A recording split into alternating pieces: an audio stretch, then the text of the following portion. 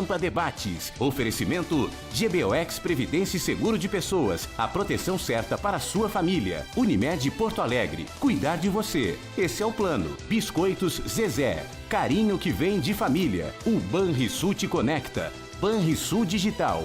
Clique e simplifique. E Sescope RS. Cooperativismo. A grande força do Rio Grande. Estamos iniciando mais um Pampa Debates. Pampa Debates que traz Cassiá de volta ao programa hoje. Presença permanente. Vem aqui, esfriou, vem aqui. A cadeira aqui já tem o teu nome aqui, Cassiá Carlos. Quase, né? Quase. O homem que está na base de governo de Nelson Marquesan. A base, mas sempre cobrando, sempre ajudando, mas cobrando também, né? Não basta ser base. Amém, não. Exatamente. Foi a favor do Banco de Talentos? Ele não me convenceu até agora. Achei desnecessário. Quantos ele conseguiu selecionar no Banco de Talentos? Ele conseguiu alguns entraram, saíram. Então não é uma coisa totalmente certa, né? Aquele da Carrizo entrou e saiu. Pois é. E outros, né? Teve mais 2 ou 3. E o Kevin Krieger saiu por quê? Não sei. Eu acho que o Krieger não devia ter entrado naquela tarefa. Poderia ser um secretário, né? Num foco. Eu acho que ele ia ser o Eliseu Padilha do... mas não teria condições. São perfis, no meu entender, diferentes, o Marquesan e o Krieger. E onde está o Kevin hoje? Mas vamos apresentar os demais aqui. Não está? Sempre tem um preâmbulo de cada um, presidente. O Paulo Schiaff Conceição. Diga lá. Hoje ele mandou um e-mail, olha, a tua equipe fez um contato comigo, a Vânia, eu estou retornando à instância, estou à disposição. Eu estava comentando com o Dr. Luiz, né? E o pecuarista sempre chora, né? Mas dessa vez o choro tem toda a razão. Estava falando hoje com o Tarso Teixeira, nosso amigo. Já vou então apresentar aqui o nosso Luiz Pereira Lima, nosso médico, outro que é ativo fixo do programa, e o nosso presidente da AGERGS, Alcibiades Adil Santini. Prazer tê-lo aqui, doutor Santini. Da mesma forma, muito obrigado. Pode falar, o senhor está perguntando onde é que anda o Kevin Krieger. Isso, ele estava tão atuante, ele continua... Ele é o presidente do PP municipal. Sim, isso mas não sim, tem cargo hoje. Mas não tem cargo. Mas ele teve uma oportunidade de fazer a coordenação dos secretários no governo Marquesan ou não? Ele começou o projeto, agora quem está fazendo é o vice-prefeito. Ele era o Eliseu Padilha do Nelson Marquesan. Quem está fazendo essa tarefa é o falar vice-prefeito. em Nelson Marquesan, ele tem uma missão urgente, né? Que está pedindo, que é o problema dos buracos da cidade. Há uma confusão. É o que mais a sociedade vê, né? Todo mundo está pedindo, isso é importante. Não preciso nem dizer para ele isso, né? Porque impressiona. Inclusive porque vem de fora, né? É verdade. Mas já tem hoje, saiu no jornal uma... Não deve ser, mas... Porto Alegre é uma verdadeira lixeira. Não é culpa dele, já vem muito tempo. Já vinha se arrastando. Mas é uma lixeira, Porto Alegre. É lixo por todos os lados, é buraco por todos os cantos. Pichações por todos os lados. Bom, aliás, eu faço um parênteses aqui. O Nelson Marquesan toca num ponto que Obras inacabadas. Uma das coisas que mais me irrita é a pichação. Eu tenho uma fúria contra a pichação. Feia a cidade, né? E ele está fazendo uma batalha que, se depender de apoio aí, pelo menos meu, eu estou... Qual é a batalha que ele está fazendo? Não está fazendo um... Ele baixou um decreto, né? Sim, em São Paulo, o João Dória está fazendo. Para punir as pessoas. Não faltam. Exatamente. Para punir as pessoas, mas a Guarda Municipal é que está fazendo essa tarefa. Mas ela precisa de um pouquinho mais de tu sabe que eles têm uma competição entre gangues, né? Quem picha no lugar mais alto. E os donos dos prédios que se lixem para a guerra deles. Tem um, inclusive, que morreu ali na sociedade que se lixa. Na sociedade que se lixa, quer dizer, os caras fazem... Pô, o centro de São Paulo, o que é aquilo, rapaz? É aquele todo pichado de alta... E é em todo lugar. Eu não sei qual é o prazer desse... Impressionante. Todo lugar. E agora acharam que os grafites iam solucionar. Não, mas o grafite é diferente. Mas não é diferente. O grafite é um desenho. Convenhamos, tem que ser generalizado, acaba com tudo, com grafite, com tudo. Vai fazer grafite em casa. Mas acabar como? O poder da lei, o rigor, a autoridade. Mas qual é Nós perdemos a autoridade no Brasil em tudo. Não, eu concordo contigo, mas eu quero saber acabar como. Pegou o indivíduo pichando. Vamos supor, agora nós vamos fazer um tour de force para pegar todos os indivíduos. Tribunal. Tá, e vamos fazer Olha aqui, o que tem que fazer, tem que ter tribunal para isso. Julga na hora. Julga na hora. Prende e julga na hora. Isso? Não tem. Ah, pois é. Então não tem solução porque não tem tribunal para poder julgar e punir. No estádio não tem um tribunal? Tem um tribunal no estádio, não tem um tribunal na cidade. Não, soluções existem. O estádio de futebol hoje tem procurador de justiça, Plantão. Defensor. promotor, tem defensor, tem juiz, Mas no estádio tem de oficial de futebol- justiça. Mas no estádio de futebol, o apelo é maior, que são 20, 30, 40 mil pessoas. Aonde? que No estão- São José? Quanto tinha Não, no São José? no São José não tem isso aí. Tem, sim, senhor. Aí que tu se engana. É obrigado a ter. Não, O estatuto torcedor. Não, eu estou falando briga de torcida. A Mas chance... por que tem lá uma estrutura? Não, porque tem, porque botaram... Mas para quê? Nós estamos pagando. sim. A sociedade Não, paga. eu tô O que falando- eu quero? Eu quero um tribunal para decidir essas questões da cidade Rapidez. ou quero um tribunal no estádio? Não, E tu São propõe José o não quê? precisa. Pena de prisão para pichador? Isso. Sim, Porque tem gente que diz, não, tem que obrigar eles a limparem, não sei o que. Isso Não, é não, sério, eu limpar não não vou adianta. limpar e pronto. Não vai limpar obrigar. nunca. Não vai limpar. Então Eu vou- qual é o certo? Prisão. E acho que... Qual é o tempo de prisão para o indivíduo que foi Cassiano, pegar em o flagrante? Agora tem que trocar o lugar, Cassiano. Não tem problema. Com a Ania eu troco. É a minha amiga. Estou brincando, você pode ficar aí. sei, Qual é o que tempo de prisão, Paulo Sérgio? Hein? Eu não sei. Flagrante? Mas depende da reincidência, mas tem que ter um tribunal de penas. É na hora. Mas Tem quanto que ser tempo de depois. prisão? Porque um dia não adianta. Não, esses caras irritam, né? Porque às vezes tu vê, os sujeitos pintaram um troço ali na Mauá. Na Mauá eles pintaram uma garagem ali de verde e amarelo, bonita, a garagem ficou muito bonita e tal. Acho que 2 dias depois ela estava toda pichada de alto a baixo. É assim? O que é isso, rapaz? Que barbaridade. Só tem uma solução. Primeiro, se eu me posicionar como turista em Porto Alegre, não conhecesse Porto Alegre e andasse no centro de Porto Alegre, eu não voltaria mais a Porto Alegre. É um lixo. E aí não tem uma solução Mas tem simples. gente que mora em Porto Alegre e não vai ao centro. Não, se recusa a ir ao exatamente. centro. E não tem solução, é complexo. Se o poder público não se unir com a sociedade, com o segmento de educação, primeiro conscientizar, orientar e depois tolerância zero. Eu acho que tem que ter fases, porque caso contrário, essa venda, essa feira livre que nós temos de produtos pirateados que temos e hortifruti granjeiro na cidade não se admite. E aí o consumidor é o grande responsável. O consumidor vai pelo preço. Não interessa se é produto de origem duvidosa, falso, ou etc. Se o produto tem ou não tem risco à saúde humana. Então nós estamos enfrentando um problema de matéria-prima que chama-se ser humano. Nós parece-me que fingimos, vemos, presenciamos e acompanhamos e nada fizemos. E acho que tudo é do gestor público. E o gestor público também não aproxima a sociedade para encontrar solução nessa linha de conscientizar, orientar e depois punir. Não tem solução fácil para um problema que está na cultura do povo brasileiro. Nossa deputada Anne Ortiz, seja bem-vinda. Muito obrigada, Paulo Sérgio, obrigada mesmo. Boa tarde, né? Boa noite quase aos telespectadores nessa segunda-feira boa, né? De frio. Fazia tempo que o inverno não se apresentava. Eu, como gosto de frio, o frio é bom para tudo. Paulo Sérgio tem um grande respeito pelo programa, uma profunda admiração pelo seu trabalho, mas o programa de sexta-feira, com a presença do deputado federal Carlos Marum e as suas declarações contra a aposentadoria dos militares, foi um dos piores programas que eu assisti. Por isso, voto em Jair Messias Bolsonaro. Sobre a aposentadoria dos militares, imagine com 50 anos correndo atrás de bandidos de 30 anos mais jovens, com armamento superior e salário parcelado. Carlos Eduardo, olha, Carlos Eduardo, já dei a minha opinião 500 vezes. A gente joga futebol na praia aqui com coronéis da brigada. Tá, é legal, eu não acho moral nem ético, mas é legal, eles estão usufruindo. Eu também, se estivesse lá, eu me aposentadoria. Mas estão correndo atrás de uma bola que, olha, um preparo físico fantástico. Não, e tem outros postos, né? Não, olha o Coronel Não é Frota, só- aqui, presidente da Associação dos Oficiais da Brigada Militar. Com 53 anos está aposentado. É isso que não dá para suportar. Então vai para serviço burocrático e tira os mais jovens para... Isso vale para todas as profissões. Não é correr atrás de bandido. Soldado ainda, soldado que corre realmente atrás de bandido, eu até concordo. Sim. Tá? Agora, convenhamos, tu acha que nós suportamos estar pagando salários? Por isso que nós temos com 54% de pessoas aposentadas. Já passou, né? Eu ia falar, passou. Não tem como pagar, o Casador, não tem como pagar, não é o Marum, é toda a sociedade, não é possível. Na verdade, Eu tenho a minha família toda de militar.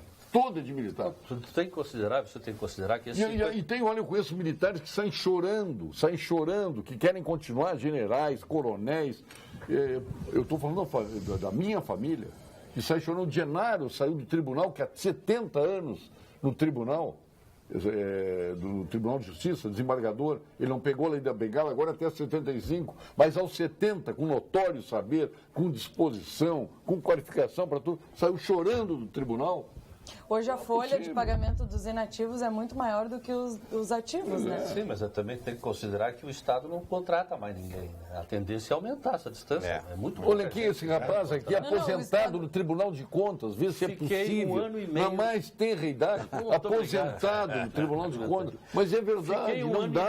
Mas eu fiquei 1 ano e meio. Mas não dá, não tem como. Não adianta defender. Pode, mas fiquei já me 1 ano e meio. Além do período que eu podia já me aposentar. Uma maravilha, parabéns. E saí... Aplausos por Paulo Schiaffert. Não, e saí porque eu senti o seguinte... O pessoal que estava se preparando para entrar no meu lugar, os caras entravam ali, uma gurizada nova, concursada, os caras pegavam um computador e destruíam o computador. Os caras... E eu senti defasado, sabe? Evidentemente que sou conhecimento técnico, eu tinha bastante. Mas não interesse. Mas a vida não ia te fazer ganhar mais, não ia te fazer ganhar menos, não ia influir na tua aposentadoria. Eu gostava muito. Ficar lá, tu vê, isso não é expressão. Não, para aí. Trabalhar lá. Então eu já vou te dizer, o que eu fazia lá? Nós escrevíamos textos jurídicos, além de responsabilidade fiscal, os primeiros a escrever fui eu e mais 3 lá do Tribunal de Contas. Deu uma cara para bater, ninguém tinha escrito sobre isso, artigo por artigo, um rolo fantástico. Eu adorava escrever sobre esse troço, sempre gostei de escrever, tu sabe disso. Então eu adorava aquele serviço, mas a gente vai ficando defasado com o problema da tecnologia. Mas é uma questão específica, não falo. Mas por isso tem que ter meritocracia. Tu não merecia nem ter sido promovido. Posso falar, nessa circunstância. Sobre não sabia nem tecnologia. Não, a tecnologia entrou. Mas infelizmente tem que ser assim. E tu domina o computador? Eu domino. Eu faço tudo no computador. Mas, Paulo Sérgio, eu fazia o básico. Não faço o básico. Eu fazia o básico. Eu faço com esse código, com esse tudo. Tu é uma exceção agora. Tudo. Tu não vai comparar com uma gurizada que entra a 1000 por hora, já criada nisso. Por isso que, trazendo um projeto que a gente votou semana passada para discussão, por isso que eu defendi a aprovação da transformação da licença prêmio em licença capacitação. Porque depois de 5 anos trabalhado, o servidor tinha, né, direito com a lei antiga a 3 meses de férias, de folga. 3 meses, agora não. Agora ele tem direito a estes 3 meses para se capacitar, para poder continuar no serviço, atendendo às demandas e às mudanças que a gente vê na sociedade. E o Estado não contrata mais porque o Estado não consegue pagar. A lei de responsabilidade fiscal diz que o Estado não pode comprometer mais do que 50% da sua arrecadação com o pagamento de pessoal. Não adianta ele pagar mais, porque os que estão saindo, eles continuam recebendo. Tem gente que tem na cabeça o seguinte, cara, desculpe, tem gente que tem na cabeça o seguinte, o funcionário público se aposentou, parece que saiu da folha de pagamento do Estado. Não. Tem ele e tem mais. E pior, outro dia nós fomos levantar um funcionário público que saiu aposentado, tem 11 na mesma vaga aposentado, 2 pensionistas na ponta. São 13 aposentados na mesma vaga. É o trenzinho da alegria. E um ativo. E a sociedade para cada vez menos pagando isso. E um ativo. E 11 enfileirados mais 2 pensionistas. Mas essas pessoas que não querem reforma alguma. São esse grupo de pessoas que não quer reforma. Agora, eu vou comentar o teu projeto. Posso? Não é meu, da licença prêmio? Não, é do governo. Quem me dera que fosse meu, né? Muito bem. Não, eu vou o meu é dos ex-governadores, que também acabou com mais uma... Parabéns. Um absurdo, né? 12 pessoas ganhando quase 5 milhões de reais por ano. Por quê? Porque cumpriram um mandato de 4 anos. Não, só quero dizer para o Schiaffert, se eu tivesse teu lugar, eu me aposentadoria também. É isso que eu estou dizendo. Claro, teria que fazer o concurso que eu fiz, que meia dúzia de vaga também. Mas o que eu quero te dizer é o seguinte... Sim, extrema dificuldade. Vai fazer um concurso. Eu não passo mais. Eu, se fosse fazer hoje um concurso para o Tribunal de Contas, não passaria mais. O nível de exigência é violentíssimo. Eu quero dizer que eu nunca fiz concurso, por isso que nunca almejei ser funcionário público. Então, só para concluir, então, Paulo, por que tu... Nunca almejei todos aqui aqui, eu não sei bem a função. Eu preferi estudar. Eu me lembro, tu te lembra, o Paulo se lembra, o Carciá também se lembra, e o nosso amigo também, a Ana é muito jovem para se lembrar dessa época. Houve uma época, posso ter lido sobre. Houve uma época que ninguém queria ser funcionário público, porque funcionário público era sinônimo de vida medíocre, de ganhos limitados e de... Era Barnabé que chamava? Né? Não, eu quero ser rico, eu vou para a iniciativa privada. Agora mudou. Tinha carreira na iniciativa privada. A gente entrava numa empresa e crescia na empresa. Não, é um meio acabou a carreira na empresa e aí todo mundo se voltou. Ah, mas como é que esses caras têm isso e mais aquilo? É simples, olha aqui, ó. Quem trabalha na iniciativa privada, a regra é a rotatividade. Você muda de emprego. No setor público, o cara fez concurso, e boa noite. Ele fica 40 anos sob o mesmo empregador. 40 anos sob o mesmo empregador. Aí tem o código, tem aquelas... O empregador somos nós, a sociedade. Não, é o Estado. É o contribuinte, não é o Estado, é o contribuinte. A questão da brigada, Paulo Sérgio, a questão da brigada. Paulo Sérgio tem razão para um certo ponto, mas parece que o governo falhou na seguinte hipótese. Já tem esse know-how dessa pessoa, com 40, 50 anos, nem isso às vezes, né? Ele poderia permanecer na brigada, com todo esse know-how, porque até tu preparar outro e botar na rua, olha, isso leva muito tempo. Ele poderia dar um abono, não te aposenta, exatamente, não te aposenta, tu vai ganhar um abono aqui do governo e vai permanecer com o teu know-how até quando tu quiser. Valoriza o trabalho dele. Se nós tivéssemos os 32 mil brigadianos que tínhamos no tempo do Jair Soares, sabe o que estaria acontecendo hoje com a massa salarial do Estado? Estou falando só dos brigadianos, sem falar em outras funções públicas. Estamos aqui um dirigente da Gergs, que é importante. Era impagável, a arrecadação não pagaria. Mas, Paulo, o problema... Pagaria, doutor César. Eu vou dar... Sabe qual é o problema? É o seguinte, é o último pitaco. Não, pode dar pitaco sempre, pode dar. O grande problema é o estoque de aposentados do tempo anterior à emenda 20, de 1998. A maioria dos aposentados que nós temos, com toda tranquilidade, é daquele período anterior à emenda 20, onde sim, as condições eram muito favoráveis para se aposentar. Aí veio a emenda 20 e dificultou, você se lembra do pedágio, do contrapedágio. Depois veio a emenda 41, que aí aumentou o tempo de serviço, imposto, contribuição. Nós pagamos, o aposentado paga sua contribuição, tanto quanto quem está na ativa. Muito justo. Nós pagamos. Veio tudo isto. Entende? Então, o problema é o seguinte, a maior parte dos aposentados é anterior a 98. E aí, só se você fuzilar todo mundo, não tem escapatória. Eu vou defender uma tese aqui. Primeiro, ser servidor público, para mim, é uma das funções... Aqui tem um servidor público. É uma das funções mais... Sim, professor da faculdade? É uma das funções mais nobres na relação de trabalho. Tu é escolhido pela sociedade para servir essa sociedade que lhe paga. Então, teve um momento que era nobre. Agora, eu vou dizer o seguinte, o Estado hoje, na concepção ampla, que não faliu, nesse cenário vai falir. E a administração que está aí hoje, se não tiver uma mudança radical de um novo modelo de administração pública, nós vamos sentir saudade. Ela é reprovada pela sociedade, mas nós vamos piorar. Então, só tem uma saída. Em 90, quando a gente estava em Brasília, nós, com o governo Collor, nós fizemos uma proposta de novo modelo de administração pública. Em cima de mérito, estabilidade para algumas carreiras, remuneração variável, né? E assim por diante. E esse negócio de ter leis que tenho que obedecer, mas eu posso modificá-las, se não houver um nivelamento de remuneração e comparativamente com a iniciativa privada, não tem recurso suficiente para pagar servidor público. Claro que não nem tem. Hoje, nem amanhã. Então, se a gente tem que pensar e agir de forma coletiva. E as demandas sociais cada vez exigem mais funcionário público. Exato. E tem um outro problema, que hoje, como o negócio é nacional, virou os concursinos. E aí o concursino, ele anda pelo Brasil inteiro. Tem concurso lá no Tribunal de Contas do Rio Grande do Sul. Vou lá fazer. O cara sai do Piauí e vem fazer aqui. Aí tem concurso para juiz... Mas, Paulo Sérgio, só que lá e não sei aonde. Vai lá e fazer. Foi esses concursos que geraram o doutor Moro, o Deltan Dallagnol, gente que entra, que são altamente qualificados. Aí ele está citando ilhas dois. de excelência. Aí ele está citando dois.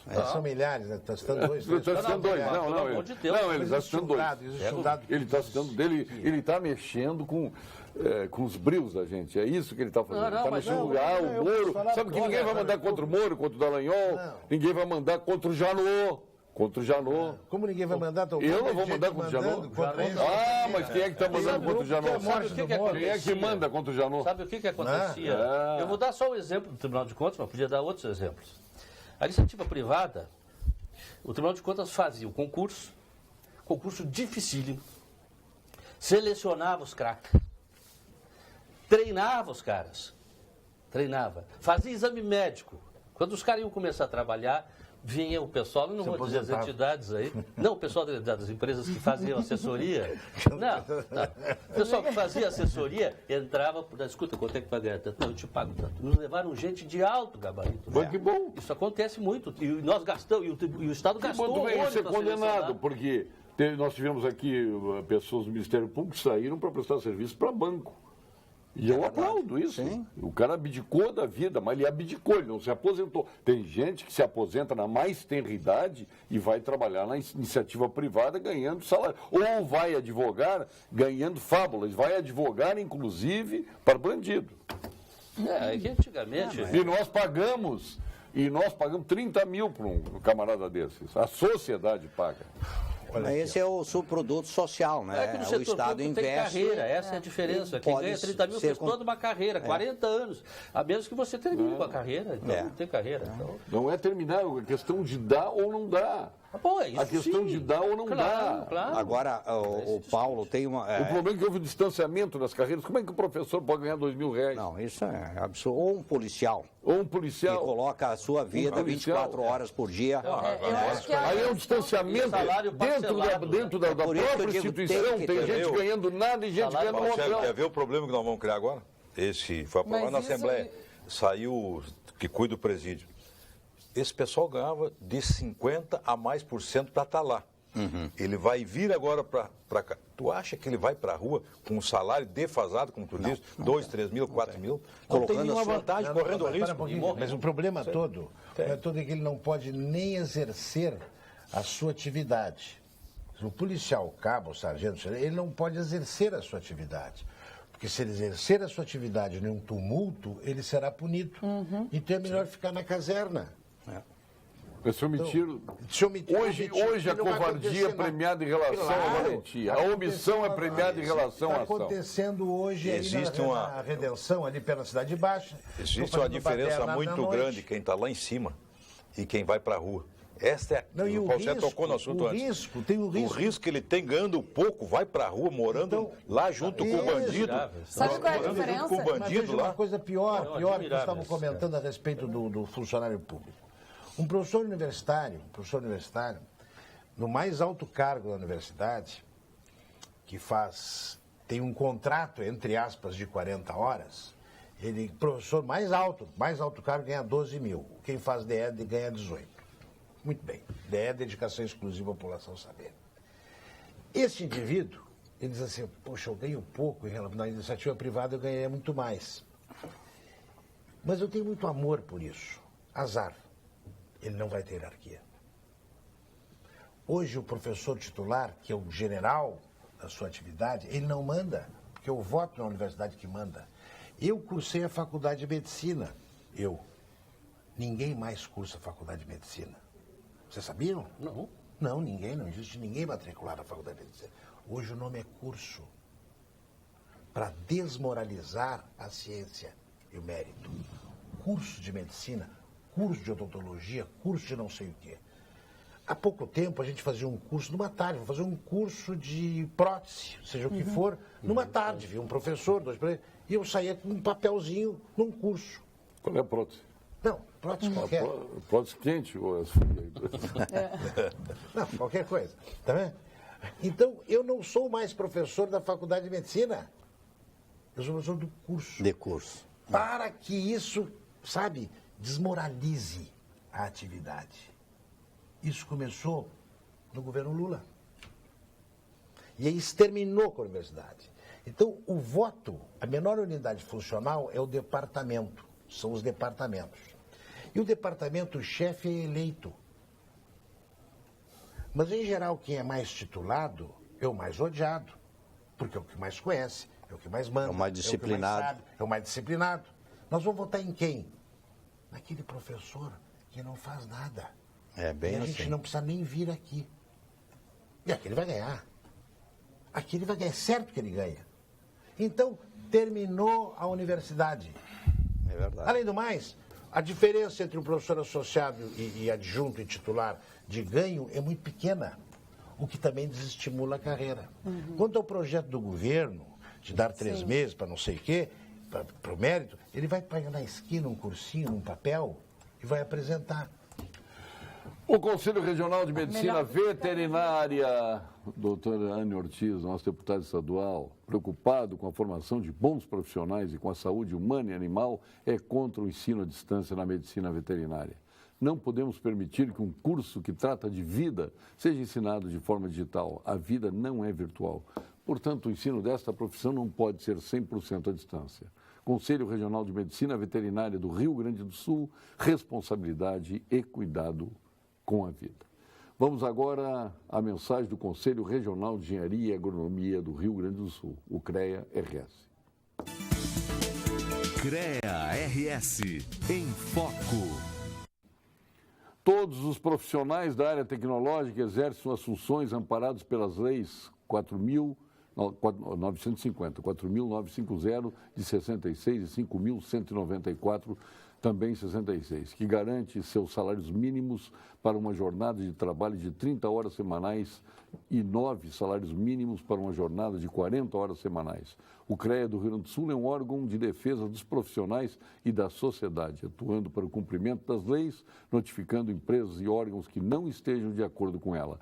Portanto, para garantir o direito ao salário mínimo profissional, seja assegurado assim pelo seu Conselho. É importante que você esteja em situação regular com o CREA.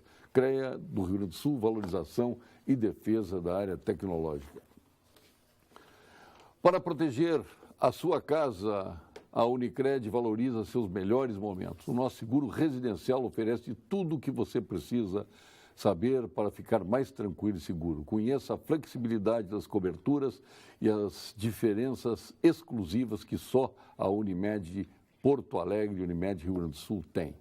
Quando pensar em seguro residencial, escolha Unicred. Unicred, mais valor para você. É sempre um prazer assistir o teu programa, ainda mais com o meu querido e renomado médico Luiz Pereira Lima. Sou sua fã, doutor Luiz. Um abraço, graça.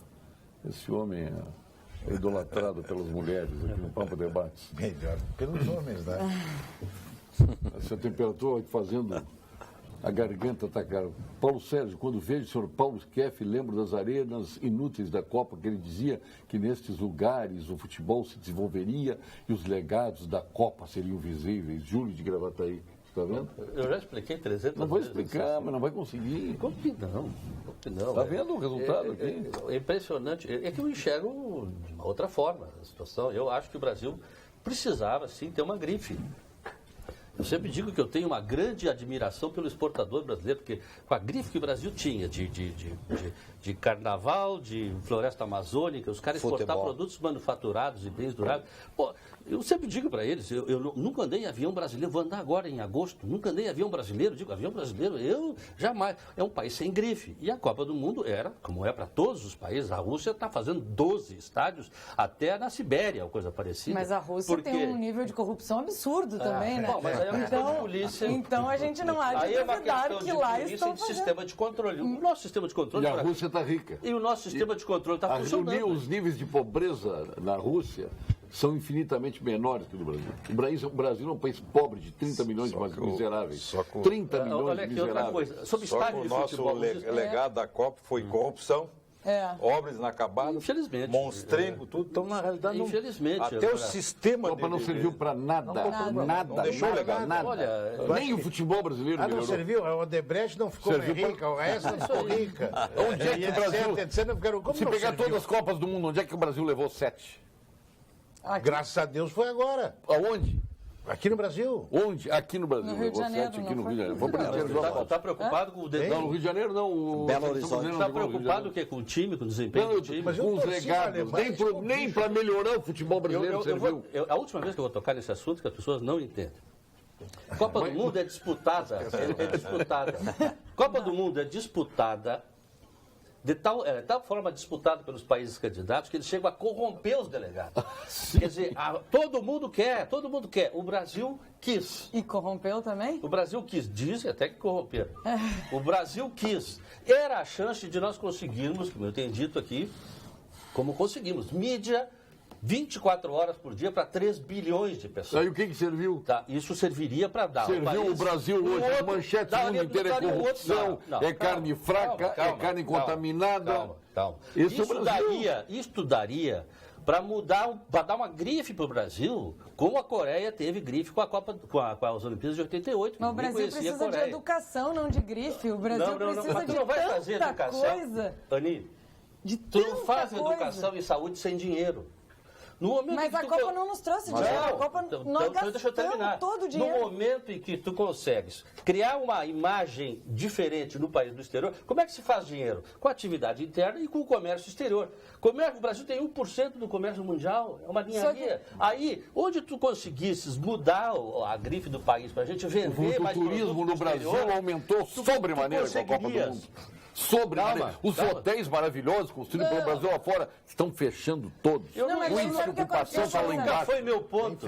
Isso nunca foi meu ponto. O meu ponto sempre foi a mudança de imagem.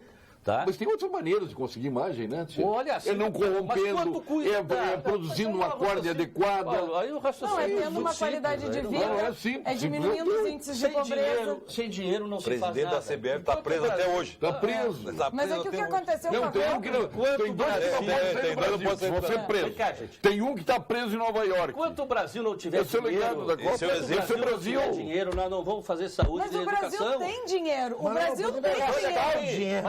Não. O Brasil, como que o Brasil não tem dinheiro? Olha os números da corrupção. O volume de dinheiro. Da ineficiência pública. Desculpa, mas são raciocínios laterais. Não são raciocínios laterais, é óbvio. O Brasil não tem dinheiro. Deixa eu ver se eu entendi. O Brasil não tem dinheiro. Aí a gente faz o que para ter dinheiro aqui? A gente faz uma Copa do Mundo, constrói estádio onde nem futebol tem, e aí deixa lá os elefantes brancos, que custaram 4, 5 vezes mais do que custariam, encher o bolso de algumas pessoas de dinheiro, inclusive de políticos, de empreiteiros e de tudo isso que a gente está vendo agora. O dinheiro é tirado aqui do Brasil com volumes estratosféricos para outros países. E como é que o Brasil não tem dinheiro?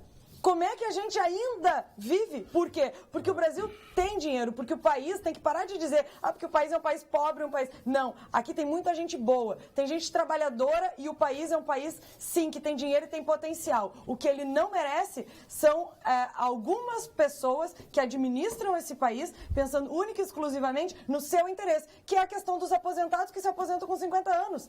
E a frase que eu acho que é a principal para o momento de hoje, quando a farinha é pouca, o meu pirão primeiro. Os outros que se virem, eu resolvo o meu problema, eu tenho direito de... Eu também tinha direito de fazer a aposentadoria da Assembleia Legislativa. E eu não vou fazer. Eu não vou fazer porque é absurdo, entendeu? É absurdo. Tem que trabalhar, tem que todo mundo se aposentar igual.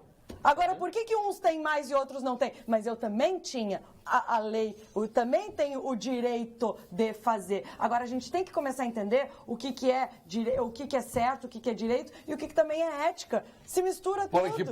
Eu não discuto.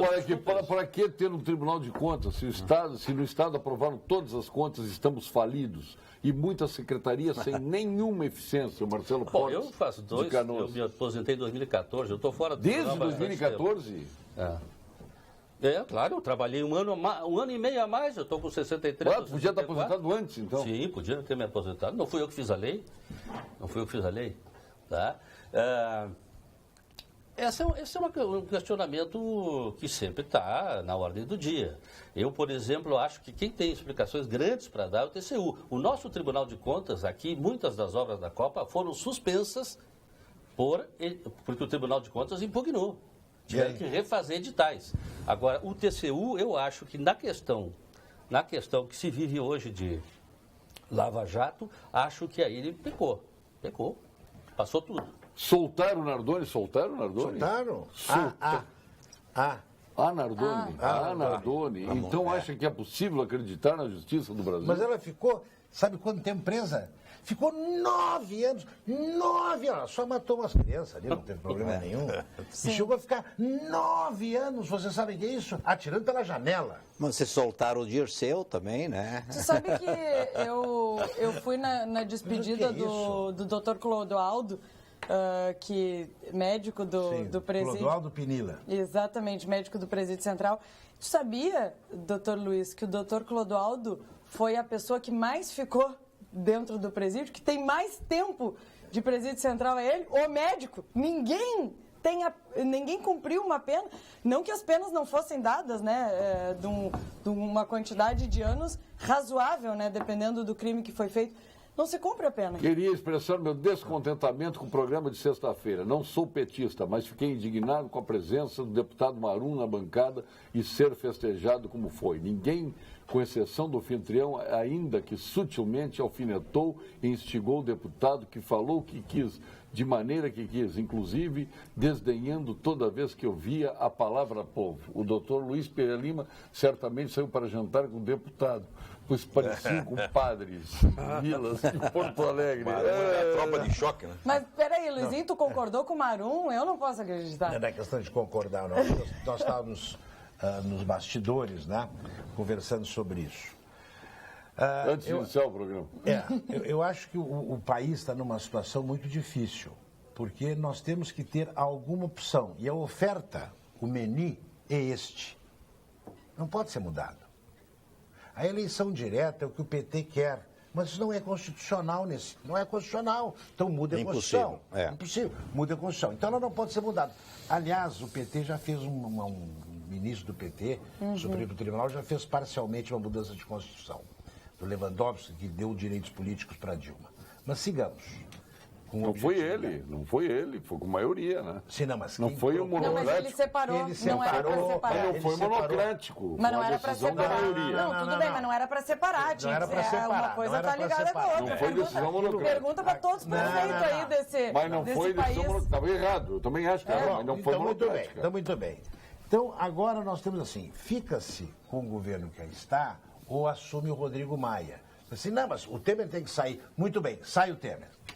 Não é que assume o Rodrigo Maia, tem eleição indireta. Não. 30 dias ficou o Rodrigo Maia. E aí tem que ter alguma pessoa colocada para a sociedade que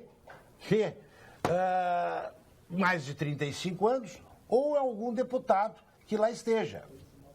Então proponham. Mas não existiu um nome nem aventado. Então, todo mundo sabe que o Temer não vai cair. Não, isso é outra coisa, todo mundo sabe. Paulo Sérgio, não podemos condenar o deputado Carlos Marum por defender Michel Temer. Como bom político, ele se agarra ao poder e não larga, independente de quem estiver no comando. É isso, não é? Não, a gente já tem... Tudo depende do ponto de vista, é complicado essa coisa. Eu estou ao lado do Luiz Pereira, no sentido de que nós não... Está na hora da gente pensar no país... Mas não no sentido do patriotismo piegas, assim, no sentido prático mesmo. A situação está muito difícil, está horrível, nós estamos cansados. Tivemos uma lei, tivemos uma crise econômica violenta, somada a uma crise política que foi simplesmente do porte de tirar uma presidente. Estamos agora com outra crise política do porte de tirar um presidente. E crise institucional? Crise institucional, para um pouquinho, a situação está muito difícil, gente. Vamos pensar um pouquinho, olha aqui, ó. Mais política do que institucional.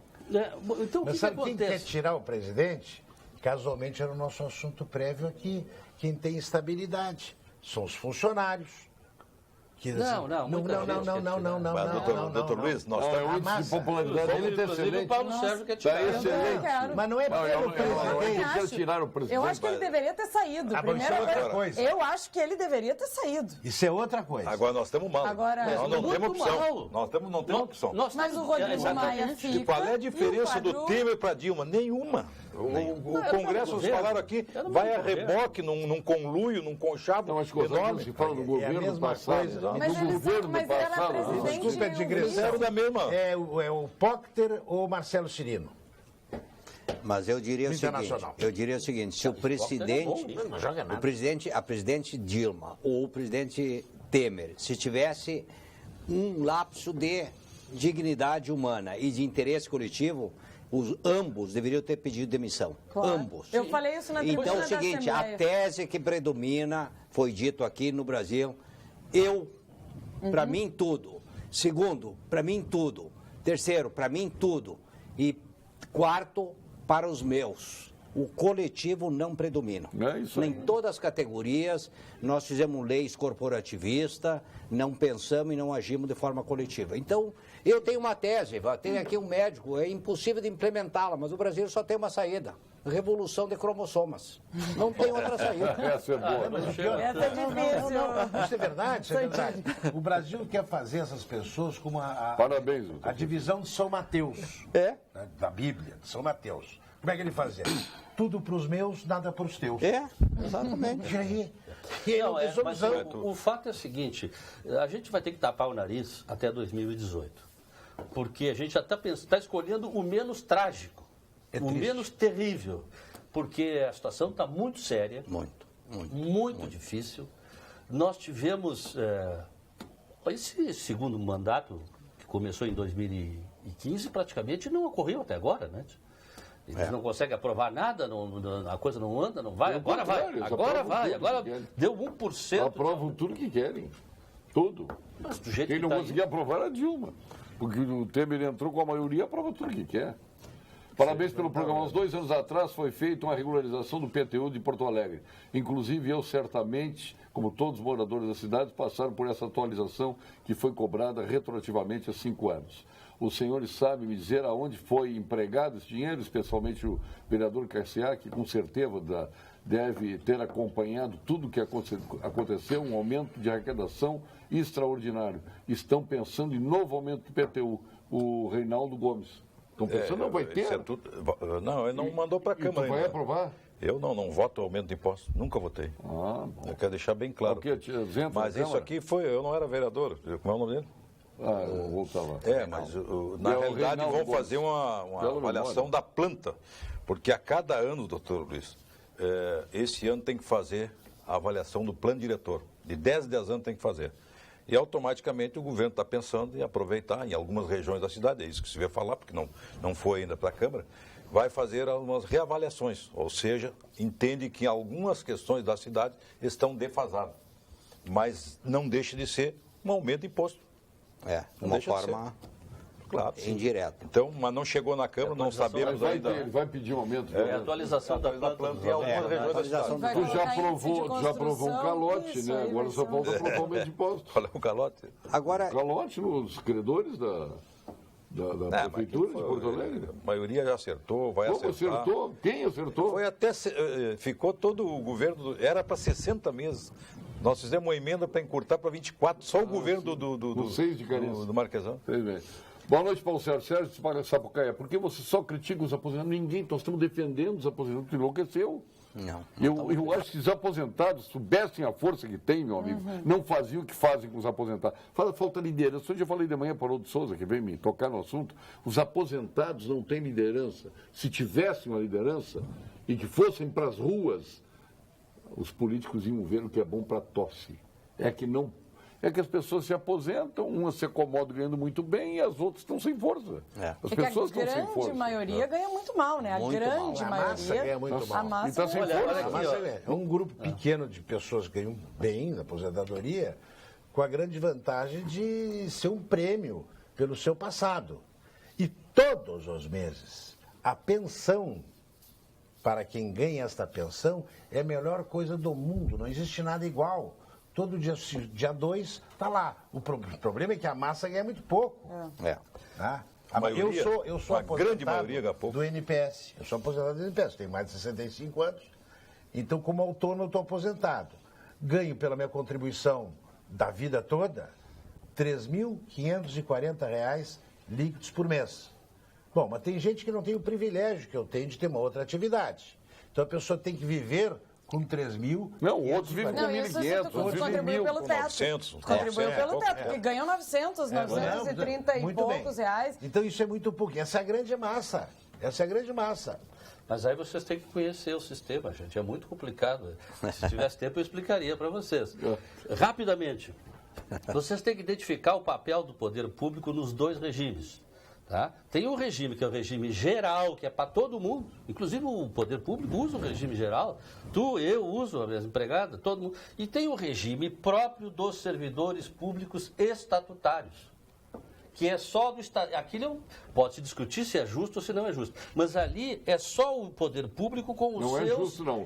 Pode discutir. Sim, claro. Tu não vai discutir se é legal. Legal é. Ele não é ético nem moral. É que são dois regimes. Não é ético nem moral. É o seguinte, é que as pessoas que dizem assim, mas por que você, funcionário público, sai com a integralidade e eu não? Porque você não pertence ao quadro dos servidores públicos civis do Estado. Esse é um regime próprio. Não, é só para explicar, para deixar bem. São dois sistemas distintos. Não, mas todo mundo sabe disso. Mas sim, mas aí... Todo mundo sabe disso. Não e sabe, o próprio sabe, tanto que o servidor público muitas vezes... mas eu não tenho fundo de garantia. Sim, mas tem estabilidade no emprego. Mas eu não tenho. Então... Mas tem licença-prêmio. Mas tem licença-prêmio. Servidor público não vai só para deixar claro, só para deixar claro. São 14 milhões de desempregados. São dois sistemas previdenciários distintos. Mas todo mundo sabe. Mas todo mundo sabe disso. As pessoas acham que... Telespectador, agora de novo, o Paulo Schiaff Conceição está desafiando a nossa inteligência. Então tu não entendeu. Olha aqui, ó. Eu tenho dificuldade. A confusão que se faz é do papel do poder público num e no outro. No regime geral, a União, ela é a gestora... Tanto é, o que quer fazer o nosso governador Sartori corretamente? O que ele quer fazer? Cada um vai estabelecer o seu plano de saúde e vão... Não, plano de saúde é uma coisa. Não plano de saúde. Não, o plano de aposentadoria. Aproveita. Aposentadoria complementar. Ele já fazer fez. Tem um teto. Já fez. Isso. Tá bem. Já fez. Agora, só para dar uma ideia para você. Vai dizer assim, vai ganhar até o teto do INSS, como todo mundo, como o doutor Luiz. Quer ganhar mais? Se quer ganhar mais, fazer complementar. Já fez, só que fez para os novos. Sabe quando é que isso vai ter efeito? 30 anos. E esse é um outro desafio que não existe uma cultura. Eu sou avô de 3 netos. Nasceram, todos os 3 têm previdência complementar. Todos. Isso não tem cultura no Brasil. Então é o seguinte, mais um desafio. E depois o seguinte, olha aqui, assaltaram a Previdência lá no governo Getúlio, assaltaram o governo Kubitschek, assaltaram na construção de Brasília, na Itaipu Binacional, assaltaram de tudo que é jeito, construção de ponte Rio-Niterói. Rasparam os cofres públicos. Quem é que raspou? O ente público, que administra o dinheiro que não é dele. Porque esse dinheiro da Previdência, esse dinheiro da Previdência pública, ele é um dinheiro do empregador e do empregado que entregue na mão do gestor público para administrar. E aí toma esse dinheiro e joga na lata do lixo. Colocar em fundos, quebraram fundos. Sabe quem é que sofre com isso? Sabe quem sofre? Jogaram nos seus próprios bolsos. Mas sabe quem sofre? É um tema tão complexo, precisaria de um programa inteiro. A reforma da Previdência Agora, transformaram no monstro. Sabe por que é garantido o dinheiro do seu Paulo Schiaff Conceição, sei de onde? Sabe de onde? De onde é que sai o dinheiro que tu recebe? Do Estado. Do tesouro do Estado. Então eu vou te explicar uma coisa. Do tesouro. Não sai de plano de previdência nenhum. Sai do tesouro. Paulo, sabe por que nunca se resolveu esse problema? Da receita corrente líquida. Não, pelo seguinte, olha aqui, ó. Eu sou governador do Estado. Vem sendo assim. Aí eu digo, se fosse possível, assim, não passe de mágica. Agora é todo mundo INSS. Todo mundo do INSS. Agora ninguém mais é estatutário. Então tá, passe de mágica, não pode, mas tudo bem. Chega no fim do mês, o empregado deposita a sua parte, como a gente faz. O governador vai depositar a dele, como a gente faz, e vai tudo lá para o INSS. Aí ele já fica cabreiro. Por quê? Como é que é? Porque vai tudo embora. Ao contrário... Então, mas isso com 90% da população... Já fica cabreiro porque já roubaram. Não, mas é isso com 90%. Por favor, eu estou falando dos funcionários públicos estatutários. Ao contrário, o que acontecia? Aí o povo não pode ficar cabreiro. Calma, meu. No fundo de previdência, o que acontece? O governador, chega o momento de depositar a parte patronal, ele não deposita, pega do empregado e o próximo governador que se lixe. Apropriação e assim tem sido. Apropriação em débito, sabe qual é a consequência? Todos os governadores se sentem pressionados para fazer isso. Não, vamos criar um fundo. Aí cria um fundo, aí fica olhando aquele fundo. Daqui a pouco, mas vem cá, nós estamos apertados. Puxa para cá o fundo. Isso nas prefeituras... Venderam o Banrisul, a parte das ações do Banrisul, para criar o fundo previdenciário. Aí foi engordar o caixa único. Os governadores não estão aguentando, eles não aguentam o reequilíbrio. Quase tudo vai para o caixa único. Quase tudo vai. Claro, vai para o caixa único. E o que deveria ser feito? Quando um órgão público, estadual ou municipal, deixa cumprir o seu papel, o povo tem que denunciar no Ministério Público Estadual. Atenção, produção, temos o Momento de Saúde chegando. Vamos ver se a produção está atenta. Olha, meus amigos, amigos da bancada, e a ponte do Guaíba, hein? Antônio de Cachoeirinha. Está no bolso dos políticos. A sina da Zona Sul do Estado é impressionante. Eu sou sulista. A Zona Sul tem um sapo enterrado lá. A nossa estrada, que estava linda, duplicação para Pelotas, parou. O Porto de Rio Grande naufragou, o superporto, como é que é o Polo Naval naufragou. As papeleiras que iam para lá, com a crise de 2008, quebraram. Puxa vida! Mas isso não é sapo, que isso é incompetência. Não, mas tudo acontece. Se fosse pro norte do estado, tudo dá certo. Não, mas aí é... Quem ganhou o Rio Grande a eleição? Eu não sei. Rio Grande foi o PT. Foi o Lindemeyer ou Lindemeyer? Vocês querem o quê? Senhor prefeito de Santa Vitória do Palmar. Santa Vitória do Palmar. Não, mas então, essas obras não são da prefeitura, são obras federais. Por isso mesmo. A Rio Grande são por isso mesmo. Que em Bagé agora não ganhou. Mas teve quantos anos de governo PT? Bagé, terra do centro da pecuária. Então merece. Canguçu merece. Cada não, povo. As pessoas não merecem, coitados. São obras federais. Eu estou falando que eu tenho essa ligação com a Zona Sul. Sim, também, claro. E o Rio Grande do Sul é dividido em dois. A BR-290 divide o Rio Grande do Sul. A parte do progresso do trabalho e a parte que ninguém quer trabalhar. É duro, é duro de Mas também tem a questão da fronteira. É que nós produzimos, a Zona Sul produz comida. Bom, vamos ao Momento Saúde. Vamos com a doutora Daniela Cornélio, da equipe do Dr. Gilberto Schwartzman, nosso PhD em Oncologia, titular do Clínicas, Ernesto Dornelles, sócio fundador do Instituto Oncológico Kaplan, a doutora Daniela Cornélio. Fale, doutora Daniela. Boa tarde. Eu sou a doutora Daniela Cornélio, médica mastologista do Instituto de Oncologia Kaplan, e hoje nós vamos falar um pouco sobre os tipos de câncer de mama. O câncer de mama ele é um tumor que se desenvolve como uma consequência de alterações genéticas em algumas células da mama, que passam a se dividir descontroladamente. Geralmente essas células alteradas, elas iniciam nos ductos mamários, originando então o carcinoma ductal, ou nos lóbulos, originando o carcinoma lobular. Os tumores invasivos são aqueles que podem chegar a produzir metástases para outros órgãos. Existem também os tumores não invasivos, que são chamados de carcinomas in situ, e eles estão contidos em uma localização da mama. Eles não têm a capacidade de se espalhar para o resto do corpo.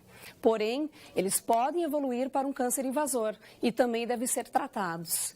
Frente a qualquer um desses tumores, consulte com um especialista. Obrigado, doutor Daniela. Agora o povo brasileiro vai ser espetacular. Vai ter que trabalhar mais, até quase 80 anos, né? Aí sai de casa correndo risco de vida. Vai pegar um ônibus superlotado, vai em pé no ônibus, chega em frangalhos no local de trabalho, caminha até o local de trabalho, correndo risco de vida, volta para casa na mesma situação, pior ainda no rush. Pobre povo. Eu vou dar um exemplo. Tem que trabalhar mais ainda. Pobre povo brasileiro. Eu vou dar um exemplo. Eu ando de ônibus, eu ando assim, eu ando de bicicleta assim também. E aí eu chego no ônibus a 40 graus, né? Eu pego ali no Instituto de Cardiologia, vou até a nossa GERG. A GERG regula e busca o equilíbrio entre poder concedente, concessionária e usuário. Aliás, essa palavra usuário é péssima, né? Eu já fiz por que não chamar de consumidor? Consumidor. Aí eu cheguei à conclusão de dizer que o usuário está bem colocado. Porque como o serviço público está uma droga, em tese, não todos, então até ficar. Aí eu pergunto pro motorista, o seu dono anda de ônibus?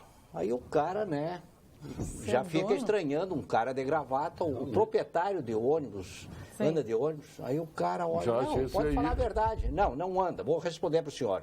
Por quê?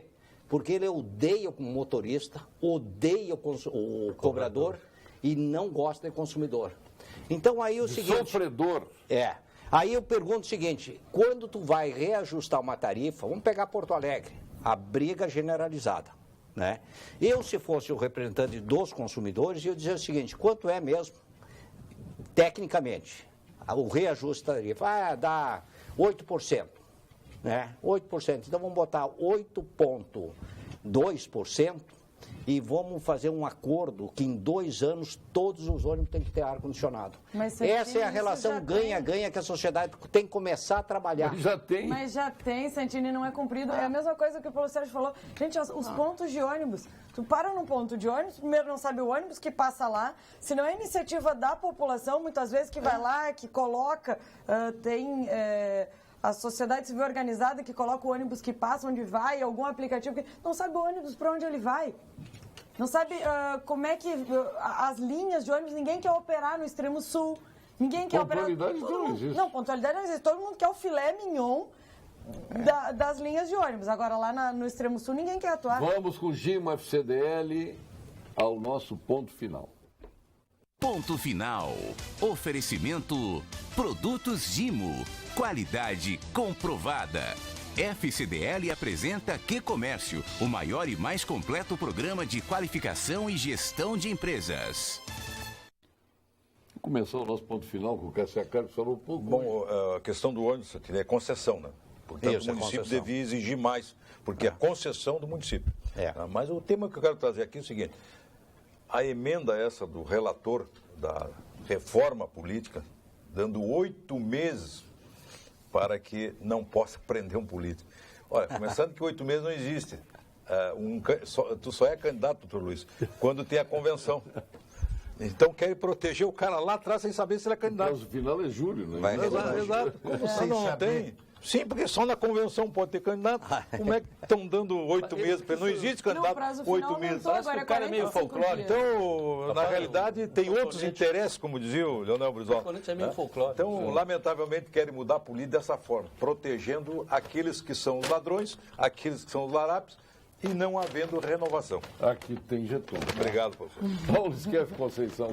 Hoje ele sofreu. Não, eu vou aproveitar só para concluir 2 coisinhas rápidas. Vamos ver se agora a gente entende. Não, isso aí pode ser. A posição do setor público do governo federal, do regime do INSS, o papel dele ali é o seguinte: ele é o gestor do INSS, ele completa, se houver déficit, ele tem que repor e tem que buscar novas fontes. Mas não é necessariamente patronal.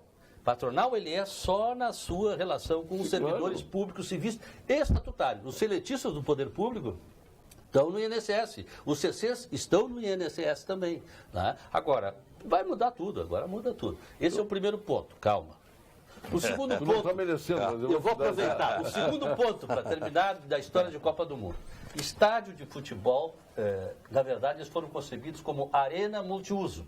O estádio da Amazonas, que por sinal é lindíssimo, eles lotam, eles lotam com música sertaneja. Lota só com música sertaneja, mas música sertaneja é uma praga. Mas enfim. Tá bom, aqui o doutor Paulo Schiaff. Deputado Daniel Ortiz, seu ponto final. Olha, eu quero aproveitar a questão que o Santini trouxe sobre os consumidores, dizer que hoje a gente participou de um evento ISL que é muito bacana, que trata sobre a questão do consumidor, e eu tive a oportunidade de falar sobre o que a gente pode, dentro do legislativo, trazer de proteção ao consumidor. E foi um evento brilhante que está acontecendo lá na URGS. E dizer que eu vou dar o meu Zezé hoje, meu jeton, para Regina, que pediu, Vera Regina, se eu não me engano, pediu no Facebook para o Dr. Luiz. O Dr. Luiz não se manifestou, que vai dar o seu Zezé para ela. E aí eu já tô comprometendo aqui o meu... Já estou comprometendo o meu... Por falar nisso, onde é que anda Antônio Ortiz? Antônio, trabalhando, porque a aposentadoria dele não é com 50 anos. Não, mas ele foge, é impressionante. Está trabalhando. Agora vamos ao doutor Luiz Peralima. Em primeiro lugar, perdoe a Vera Regina, mas é que eu não tenho esse hábito de estar toda hora no Facebook. Depende. Não, sério. Bom, perdoe. Mas, de qualquer maneira, complementando o que o vereador Cássio Carpes disse, é que é quase uma gestação que esse deputado petista quer, né? 8 meses é quase uma gestação. Mas o problema é que, de maneira escancarada, o PT só tem um candidato factível para disputar uma eleição. Tanto que os seus outros, a Gleisi Hoffmann, etc., chega a chorar quando houve essa sentença do Lula. Todos dependem de um indivíduo só. Tem um partido de um homem só, Então fazem qualquer coisa para ele poder ser candidato. Neste momento, eu estou como Dória. Não como Dória, como o Dória. Ou seja, que venha e que venha a eleição com ele. É que está. Pera. Não é para adoçar, porque todos eles são salgadinhos, minhões. Eu quero ver, hein? Eu quero o presidente da Agergs, nosso querido amigo doutor Santini. Muito obrigado pela oportunidade. Eu queria deixar uma mensagem final, que eu acho que a gente tem que sair dessa zona aí de achar culpados. Nós temos que achar soluções. Sair da relação perde-perde para uma relação ganha-ganha. Nós falamos aqui que temos que pensar e agir mais coletivamente, e falamos na sujeira da cidade de Porto Alegre. Eu vou dar uma mensagem, se eu fosse legislador, e nós temos 2 legisladores aqui, vamos pensar em leis mais pedagógicas, educativas e menos punitivas. Por exemplo, Porto Alegre merece uma lei que cada morador pudesse limpar a sua rua e sua calçada, deixar ela limpinha, etc., com algum incentivo no IPTU, talvez. Coisas desse tipo, acho que nós fizemos muitas leis. O Marquesão não vai gostar. Mas eu acho que é ele que tem que dar o... Então, eu acho que nessa linha do ganha-ganha é que nós podemos construir. Eu pergunto, o que você está fazendo pelo coletivo? Vocês que estão nos assistindo. Você gasta muita energia achando culpados. Então, começa a fazer uma autoavaliação. Rapidinho. Aqui em Teresópolis, onde eu moro, sábado nós fizemos uma missa numa praça onde a comunidade recuperou a praça. Um Jesus Cristo maravilhoso na cruz, que estava escondido, ninguém limpava. A comunidade foi lá, limpou, fez o ato. Está bonito, dê um exemplo. Aquilo que está dizendo. Tem coisas que dá para fazer. Ressuscitaram Jesus Cristo, então? Olha, estava lá. Está muito bonito. Doutor Santini. Muito obrigado. Eu quero mandar um abraço para a doutora Yara Guzmão, esposa do meu amigo Mário Guzmão. Aliás, estaremos dia 19 juntos aí. Um grande abraço a ela. Quinta-feira fiquei de falar. Sexta-feira, o Marum enlouqueceu todo mundo aqui, não deu para falar. Aliás, tu gosta do Marum? Porto Alegre. Tu gosta do Marum? Meu amigo. Independente de concordar com ele ou não. Meu amigo. Independente de concordar com ele ou não. Tropa de choque? Independente de concordar. Eu que... A política tem terminado com as amizades e o Paulo Sérgio está andando na linha diferente. Acho certo. Gosto do estilo como ele faz a defesa, não gosto das posições dele. Ele é um ótimo parceiro de mesa de bar, ele é maravilhoso. Não, ele é um ótimo parceiro em qualquer circunstância, não é só mesa de bar. Tá. Um abraço a Angela Merkel, que está de aniversário hoje, viu? Tá vendo? Você deve estar nos assistindo na Alemanha. Com certeza. Tem mais aqui, uma série de aniversariantes aqui, queridos amigos. A Jéssica Weber, nossa colega aqui da Rede Pampa. O Ricardo Silveira, né? Grande abraço ao nosso Ricardinho, lá de Atlântida, o Haroldinho Santos de aniversário. Olha, tem um time grande que ele fez no sábado de aniversário. E no domingo foi o Luiz de Martino Coronel, nosso poeta. A Regiane Rigoto, uma turma boa. O Arthur Moreira Lima, tu que gosta de artes, tu que é um grande maestro. Pianista, grande maestro. Então, um abraço a todos aí pelo aniversário. Obrigado, Ana Ortiz. Obrigada. Obrigado, Paulo Squete Conceição. Venha mais do programa, nós precisamos, nós brigamos o suficiente. Eu ainda tinha mais coisa para brigar aí, mas não... Não, é muita coisa, é muita coisa. Tu fica essa coisa defendendo Copa do Mundo e vai longo o programa. Bom. Tu defende o indefensável. Não, Obrigado, Cassia Carlos. Um abraço para todos. Luiz Pereira Lima. Boa viagem para vocês dois amanhã. Obrigado. Porque estava tranquilo hoje, Pereira Lima. Calma. Alcibia Adil Santini, nosso presidente da Agergs. Obrigado, vinha mais. Gostei das suas posições, hein? Aliás, eu devia tirar todos os Zé, todos e lhe dar para o senhor aí. Tá certo. Que mereceu. O senhor, coadunamos essas coisas aí. Muito obrigado. Muito obrigado. Já está posta a nossa Vera Armando, que vem aqui de Porto Alegre com as notícias da capital gaúcha para a região sul. Tem também os nossos colegas lá da TV Pampa Centro, da TV Pampa Norte. Obrigado, boa noite.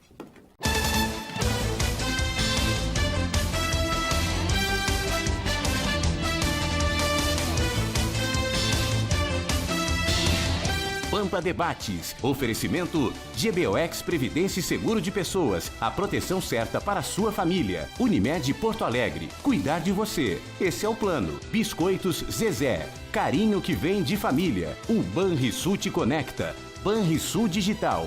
Clique e simplifique. E Sescope RS. Cooperativismo. A grande força do Rio Grande.